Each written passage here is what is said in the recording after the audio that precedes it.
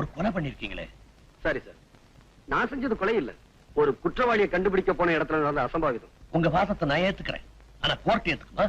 Sir, நான் செஞ்சது கொலைதான்னு நீங்க நினைச்சீங்கன்னா இப்பவே இந்த காக்கி சட்டையை கழட்டி போட்டுறேன், என்ன அரெஸ்ட் பண்ணுங்க, கோர்ட்ல கொண்டு போய் நிறுத்துங்க, என்ன தண்டனை வேணுமாலும் வாங்கி கொடுங்க, நான் ஏத்துக்கிறேன். இல்ல ஒரு போலீஸ்காரனோட கடமை நீங்க நினைச்சீங்கன்னா என்ன பாராட்டுங்க, என் டியூட்டி நான் கண்டினியூ பண்றேன். மிஸ்டர் விஜய், என்ன பத்தி உங்களுக்கு நல்லா தெரியும். உங்க அண்ணனுக்கு எந்த அளவுக்கு நான் என்கரேஜ்மெண்ட் கொடுத்தேன். அதனால பல சமயங்கள்ல உங்க அண்ணனுடைய சாவுக்கு நான் தான் காரணமோன்னு நினைச்சு ஃபீல் பண்ணிட்டு இருக்கேன். அந்த மாதிரி உங்களை நான் இழக்க விரும்பல. உங்கள மாதிரி கடமையோட நிறைஞ்ச அதிகாரிகளுடைய மரணம் உங்க குடும்பத்துக்கு மாத்திரம் இழப்பு இல்ல, இந்த டிபார்ட்மெண்ட்டுக்கு, இந்த நாட்டுக்கே பெரிய இழப்பு. அதனாலதான் சொல்றேன், உங்க ஆவேசத்தை கொஞ்சம் குறைச்சுக்கிட்டு அமைதியா செயல்படுங்க. அமைதியா? எங்க அண்ணியோட கண்ணீரை பாக்குற ஒவ்வொரு நிமிஷமும் எனக்குள்ள ஆவேசம் தான் வருது. அந்த ஆவேசத்தினால என் கண்ணே நெருப்பா மாறுது சார். ஒரு வரம்புக்கு மீறி செயல்பட்டா போலீஸ்காரனா இருந்தா கூட அது சட்டப்படி குற்றம் தான். எது சார் குற்றம்? ஒரு கொலைகாரன, ஒரு கொள்ளைக்காரனை அழிக்கிறதா குற்றம்? சார், ஒரு போலீஸ்காரனுக்கு இந்த அதிகாரம் கூட இல்லைன்னா நான் இந்த வேலைக்கு வந்ததுக்கு அர்த்தம் இல்ல. எங்க அண்ணனோட சாவை இன்னும் என்னால மறக்க முடியல. அதுக்காக பழிக்கு பழி வாங்கணும் தான் இந்த வேலையே செலக்ட் பண்ணியா? அப்படியே நீங்க நினைச்சாலும் நான் பழி வாங்க போறது ஒரு மகாத்மாவையோ புத்தனையோ இல்ல சார். இந்த நாட்டையே சுடுகாடா மாத்திக்கிட்டு இருக்க சமுதாய விரோதிகளை, அவங்களுடைய அழிவு எனக்கு மட்டும் நிம்மதியை கொடுக்க போறதில்ல சார், இந்த நாட்டு மக்களுக்கு அமைதியை கொடுக்க போகுது. இப்ப சொல்லுங்க சார், ஒரு போலீஸ்காரனா இருந்து இந்த நல்ல காரியத்தை செய்யட்டுமா, இல்ல இந்த டிரெஸ்ஸ தூக்கி எறிஞ்சிட்டு ஒரு தனி மனுஷனா நின்னு என் கடமையை செய்யட்டுமா? Go ahead, Vijay. ஒரு சர்வீஸ் இந்த டிபார்ட்மெண்ட் இழக்க தயாரா இல்ல, அதே சமயத்துல உன் உயிரையும் இழக்க விரும்பல, அதை ஞாபகத்துல வச்சுக்க.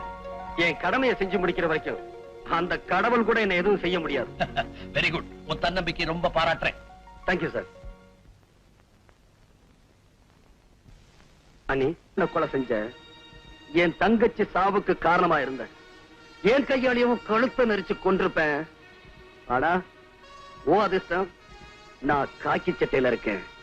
சட்டம் உன்னை தூக்கல ஏத்தல, இந்த சட்டையை கலட்டி எரிஞ்சிட்டு அதை நான் செய்ய தயங்க மாட்டேன். Success sir. அந்த ஸ்மக்லிங்க்கு யார் தலைவனோ அவனை நான் பிடிச்சிட்டேன். இத்தனை நாளா நடந்துகிட்டு இருந்த அக்கிரமத்துக்கெல்லாம் எவன் காரணமோ அவனை அரெஸ்ட் பண்ணிட்டேன். எங்க அண்ணனை எவன் கொண்டானோ அந்த கொலைகாரனை பிடிச்சு லாக்கப்ல தள்ளிட்டேன். யார சொல்றீங்க? The criminal bastard, godfather of rowdies, cancer of the society, சமுதாய விரோதி ராஜ். அவனை எப்படி பிடிச்சீங்க? என்னையும் கொலை செய்ய அவன் திட்டம் போட்டிருந்தான். அந்த திட்டத்தோட எதிரொலிதான் உங்களுக்கு கிடைச்ச இன்ஃபர்மேஷன். அது உங்களுக்கு புரியல, நான் புரிஞ்சுக்கிட்டேன். அவன் என்கிட்ட மாட்டிக்கிட்டான். சார், இந்த காக்கி சட்டை போட்டிருந்ததுனாலதான் அவனை உயிரோட விட்டுட்டேன். இல்ல அந்த கொலைகாரனாய சல்லி சல்லி ஆக்கியிருப்பேன். காம் டவுன், ஐ சே, காம் டவுன். இப்ப அவன் எங்க வச்சிருக்கீங்க? என் ஸ்டேஷன் லாக்கப்ல தான் சார் இருக்கான். அவனை சும்மா விடக்கூடாது.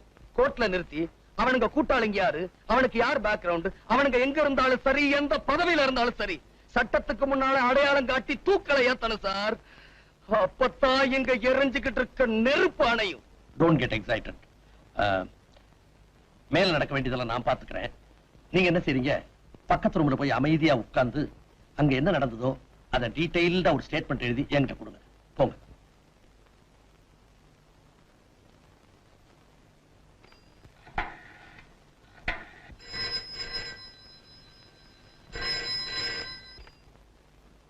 எஸ். ஹலோ, அங்க இன்ஸ்பெக்டர் விஜய் இருக்காருங்களா? பக்கத்து ரூம்ல இருக்காரு, கனெக்ட் பண்றேன். ஹலோ, விஜய் பேசுறேன். விஜய், விஜய் நான் அண்ணி பேசுறேன்ப்பா. என்ன நீ? விஜய் நம்ம மோசம் போயிட்டோம். விஜய் நம்ம மோசம் போயிட்டோம். இவ்வளவு நாளா நடந்த கொலை கொள்ளை இதுக்கெல்லாம் காரணம் வேற யாரும் இல்லப்பா, உங்க உங்க அந்த டிஜி தான். அவ படுவாவி நல்லவ மாதிரி நடிச்சு நம்ம குடும்பத்தை நாசம் பண்ணிட்டா விஜய். அது மட்டும் இல்ல விஜய், நம்ம ஜீவிதா இல்ல, அவங்க அப்பா சுட்டு கொலை பண்ணது கூட அவன்தான். ஆமா, அது ஒரு வீடியோ கேசட்ல பதிவாயிருக்கு. ஐயோ, அது என் கண்ணால பார்த்தேன் விஜய், என்ன நம்ப விஜய்.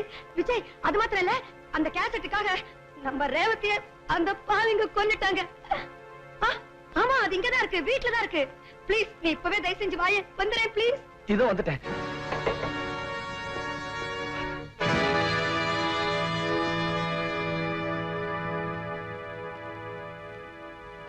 என்னப்பா நான் யாரு என்னன்னு உங்க அண்ணி டீடைல்டா சொல்லிட்டாங்களா? உங்க அண்ணி சொன்னதை உன்னால நம்ப முடியல. அவங்க சொன்னதெல்லாம் 100க்கு 100 உண்மை. Criminal bastard, godfather of the rowdies, cancer of the society அப்படின்னு அடிக்கடி நீ வர்ணனை பண்ணுவியே, அது வேற யாரும் இல்ல, சாட்சாத் நானே தான். நம்ம டிபார்ட்மெண்ட்ல உன்ன மாதிரி பிழைக்க தெரியாதவங்க நிறைய பேர், என்ன மாதிரி பிழைக்க தெரிஞ்சவங்க கொஞ்சம் பேர் தான். என்ன வேலையே பயிரமே இது நியாயமானு கேட்க போறியா? இல்ல சட்டத்தையும் ஒழுங்கையும் பாதுகாக்க வேண்டிய இந்த இடத்திலேயே அதை குழி தோண்டி புதைச்சு சமாதி கட்டுறீங்களேன்னு வேதனைப்பட போறியா? தம்பி, சட்டம்ங்கிறது ஒரு இருட்டரை, அதுல போய் வெளிச்சத்தை தேடிக்கிட்டு இருக்கியே. சட்டம் ஒரு இருட்டரை தான், அதுல சாட்சியை தேடி அலைஞ்சுகிட்டு இருக்கிறதுக்கு நான் ஒண்ணும் கோலை இல்ல. நீதியின் மறுபக்கமா இருந்து எனக்கு நானே நீதிபதியாம். வெற்றி எனக்குத்தான் mister Ram. Your honour, mister Vijay செஞ்ச கொலைகளுக்கு கணக்கே கிடையாது. காக்கி சட்டையை போட்டுக்கிட்டு காட்டுல மிருகங்களை வேட்டையாடுற மாதிரி நாட்டுல தனக்கு வேண்டாதவங்களை எல்லாம் சுட்டுக் கொள்றதுதான் இவருக்கு தொழில் நினைக்கிறேன். பட்ட பகல்ல கோர்ட்டுக்குள்ளேயே ஒரு கொலையை செஞ்சிருக்காருன்னா இவருடைய அராஜகத்துக்கு வேற சாட்சியே தேவையில்லை. ஆகவே இந்த கொலைகாரனுக்கு அதிகபட்ச தண்டனை வழங்க வேண்டும் என்று கேட்டுக்கொள்கிறேன். இந்த குற்றச்சாட்டுகளுக்கு நீங்க ஏதாவது பதில் சொல்ல விரும்புறீங்களா? இல்ல சார், நான் சட்டத்தை மதிச்சு வாழ்ந்துகிட்டு இருந்தவன், அந்த சட்டம் செத்துறக்கூடாதுன்னு போராடிக்கிட்டு இருந்தவன், சட்டப்படி என் கடமையை செஞ்சுக்கிட்டு இருந்தவன். அதனால அந்த சட்டம் என்ன தண்டனை கொடுத்தாலும் அதை ஏத்துக்க நான் தயாரா இருக்கேன். உங்களுக்காக வாதாட வக்கீல் யாராவது இருக்காங்களா? ஒரு மனுஷன் பிறக்குறான், வாழுறான், சாகுறான்னு இல்லாம அவன் வாழ்க்கை ஒரு சரித்திரமா அமையணும்னு எங்க அண்ணன் அடிக்கடி சொல்லுவாரு. அப்படி ஒரு சரித்திரத்தை என்னால எழுத முடியலனாலும் எங்க அண்ணனோட ஆத்மா சாந்தி அடையக்கூடிய விதத்துல நான் ஒரு சாதனை செஞ்சிருக்கேன்னு நினைக்கிறேன். இதுக்கு மேல வாழணும்னு ஆசைப்படல. அதனால வக்கீல் வச்சு வாதாடி என் உயிரை காப்பாத்திக்க நான் விரும்பல. Excuse me your honour, mister விஜய்க்காக நான் வாதாட வந்திருக்கிறேன். ஒரு அரசாங்க வக்கீல் எதிர்தரப்புல வாதாடக்கூடாதுன்னு உங்களுக்கு தெரியாதா? சாரி யுவர் ஆனர், அரசாங்க வக்கீல்ன்ற பதவியை நேத்தே நான் தூக்கி எறிஞ்சிட்டேன். எஸ் யுவர் ஆனர், ஒரு நிரபராதி தண்டிக்கப்படக்கூடாதுன்ற ஆசையில இந்த கர்ம வீரனை எப்படியாவது காப்பாத்தி ஆகணும் என்ற வெறியில என் வேலையை நான் ராஜினாமா பண்ணிட்டேன். இப்போ ஒரு சாதாரண வக்கீல கேட்கிறேன், இவருக்காக வாதாட எனக்கு அனுமதி கொடுக்கணும். Yes, you can proceed. Thanks your honour. அரசாங்க வக்கீல் நண்பர் வேதாச்சலம் கூண்டுல நிக்கிறது யாருன்னு கூட தெரிஞ்சுக்காம கண்ணை மூடிக்கிட்டு குற்றங்களை அடிக்கிட்டே போயிட்டார். நான் ஒரு அரசாங்க வக்கீல், என் கடமையைத்தான் நான் செய்யறேன். எது சார் உங்க கடமை? 1000 குற்றவாளிகள் தண்டனையிலிருந்து தப்பிக்கலாம், ஆனா ஒரு நிரபராதி கூட தண்டிக்கப்படக்கூடாதுன்றத நம்ம தர்மம். காட்டு மிருகங்களை வேட்டையாடுறவனுக்கு பேரு கொலகாரம் இல்ல மிஸ்டர், வேட்டக்காரன். ஒரு ஊரையே கதிகலங்க வச்சுக்கிட்டு இருந்த ஒரு புலிய ஒருத்தன் சுட்டு கொண்டான்னா அவனுக்கு அவார்டு கொடுப்பீங்களா இல்ல கொலகாரன்னு சொல்லி தூக்கில ஏத்துவீங்களா? நாட்டுல நல்லவங்க வாழணும், கெட்டவங்க தண்டிக்கப்படணும், அதுக்கு தான் நாம படிச்ச சட்டம் பிரயோஜனப்படணும்னு இந்த கோர்ட்ல நான் பல தடவை சொல்லி பார்த்துட்டேன். நம்மள மாதிரி வக்கீலுங்க மனசு வச்சா லஞ்சம், ஊழல், அராஜகம் அழிஞ்சு போய்கிட்டு இருக்கிற இந்த நாட்டுடைய தலையெழுத்தையே மாத்திட முடியும். Mister Chandrasekhar, please come to the point. Yes your honour, பொதுமக்களுக்கு காவலா இருக்க வேண்டியதுதான் இந்த காவல்துறை. இந்த டிபார்ட்மெண்ட்டுடைய deputy inspector general mister Ramadurai யாரு? கொள்ள கூட்டத்துக்கு தலைவன், கொலைகாரப்பாவிகளுக்கு சீஃப், கள்ளக்கடத்தலுக்கு boss. Your honour, DIG office என்ன மக்களை பலி கொடுக்கிற பலிபீடமா இல்ல கள்ளக்கடத்தல் சாமான்களை எல்லாம் போட்டு அடைச்சு வைக்கிற கோடவுனா? அவர் மேல இவ்வளவு குற்றச்சாட்டுகளை சொல்றீங்களே, இதுக்கு உங்ககிட்ட ஏதாவது ஆதாரம் இருக்கா? இருக்கு யுவர் ஆனர். டிஐஜி ராமதுரை ஒரு கொலைகாரன், அதுக்கு சாட்சி அவர் ரத்னசாமியை கொலை செய்யும் போது எடுக்கப்பட்ட இந்த வீடியோ கேசட்.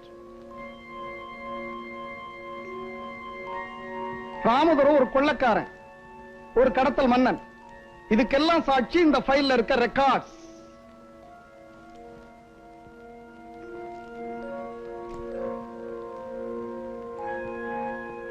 அதுக்காக ராமதுரையை அவர் கொலை செஞ்சது நியாயம்னு சொல்றீங்களா? நோ யுவர் ஆனர், இது கொலையே இல்லைன்னு நான் சொல்றேன்.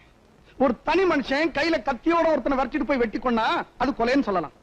ஒரு பயங்கரமான குற்றவாளிய ஒரு போலீஸ் அதிகாரி பிடிக்கணுமே துரத்துறான், அவன் தப்பி ஓடுறான்.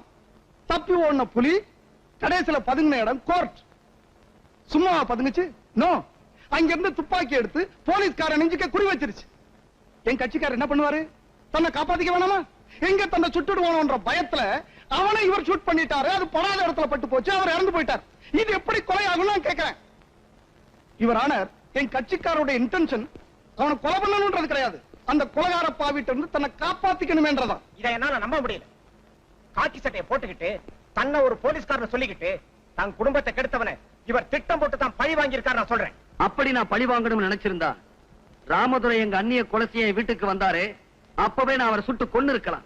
அது மட்டுமல்ல, எங்க அண்ணனை கொலை செஞ்ச ராஜுவ என் கண்ணு முன்னாடியே என் தங்கச்சி கழுத்த நெரிச்சு கொன்னாங்களே, அதுக்கு காரணமா இருந்த ராஜுவ என் கையாலேயே கொன்னு என் பழியை தீர்த்திருக்கணும். செய்யல. சட்டப்படி அவளை அரெஸ்ட் பண்ணி லாக்கப்ல வச்சிருக்கேன். யுவர் ஆனர், போலீஸ் டிபார்ட்மெண்ட்ல பொறுப்புள்ள கடமை உணர்வுள்ள போலீஸ்காரங்க ரொம்ப குறைவு. அதாவது லட்சத்துல ஒருத்தர்னு சொல்லலாம். அந்த லட்சத்துல ஒருத்தனுக்கு தண்டனை கொடுத்து உள்ள அனுப்பிட்டு நம்மள நாமே அனாதை வைக்கணுமா? எஸ் யுவர் ஆனர், நாளைக்கு உங்களுக்கே பாதுகாப்பு இல்லாம போயிடும். நீங்க என்னதான் சொன்னாலும் ஒரு பொறுப்புள்ள போலீஸ் அதிகாரி கோர்ட்டுக்குள்ளேயே இப்படி ஒரு கொலை செஞ்சதை என்னால ஒத்துக்கவே முடியல. அப்போ கொலை செஞ்சது கூட நியாயப்படுத்திடலாம், அது இந்த கோர்ட்டுக்குள்ள நடந்துடக்கூடாதுன்னு சொல்றீங்களா? ஏன் நீதியை காப்பாற்ற வேண்டிய இடத்திலேயே ஒருத்தர் இப்படி துப்பாக்கி எடுத்துட்டா அப்புறம் அந்த புனிதமான இடத்துக்கு என்ன மரியாதை இருக்கு? அந்த நேரத்துல அந்த மிருகத்தை இவர் கொல்லாம விட்டுருந்தா அந்த மிருகம் இவரை கொண்டு இருக்கும். அடுத்த நிமிஷம் நாடு ஒரு நல்ல போலீஸ்காரன் இழந்திருக்கும். அப்படிப்பட்ட நிலைமையில ஒரு மனுஷனுக்கு தான் உயிரை பத்தி தான் நினைவு இருக்குமே தவிர தான் நிக்கிற இடம் கோயிலா கோட்டான்ற நிதானம் இருக்காது யுவர் ஆனர். ஆகவே யுவர் ஆனர், தன்னுடைய உயிரை காப்பாத்திக்கிறதுக்காகத்தான் இந்த சம்பவம் நடந்திருக்கின்றத தயவு செஞ்சு எண்ணி பார்த்து என் கட்சிக்காரர் இன்ஸ்பெக்டர் விஜய்க்கு மட்டுமல்ல, இவரை போல கடமையே பெருசா நினைச்சு வாழ்ந்துகிட்டு இருக்கிற மத்த போலீஸ் அதிகாரிகளுக்கும் ஊக்கம் தரும் வகையில தங்களுடைய தீர்ப்பு இருக்கணும்னு தாழ்மையா கேட்டுக்கிறேன். இந்த வழக்கை பொறுத்தவரை சந்தர்ப்ப சூழல்களை வைத்து பார்க்கும்போது குற்றஞ்சாட்டப்பட்ட இன்ஸ்பெக்டர் விஜய் தன் கடமைக்காகவும் அதே நேரத்தில் தற்காப்புக்காகவும் தான் இதை செய்தார் என்பதும் நியாயமானதாக ஏற்றுக்கொள்ளப்பட்டதால் மிஸ்டர் விஜய் அவர்களை குற்றவாளி அல்ல என்று தீர்மானித்து விடுதலை செய்கிறேன்.